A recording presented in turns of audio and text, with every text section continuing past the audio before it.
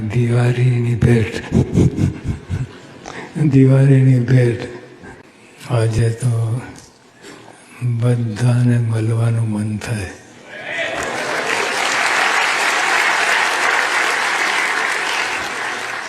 દસ વખત.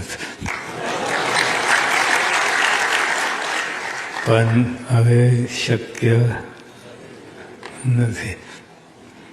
પણ સામટા બધાને આ પૈસા જેટલું મનાતું નથી.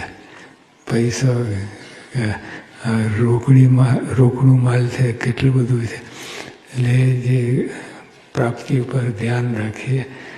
મહારાજ સ્વામી મળ્યા છે, ક્યારે મળ્યા નથી, અને જતન કંઈ ન રાખવું.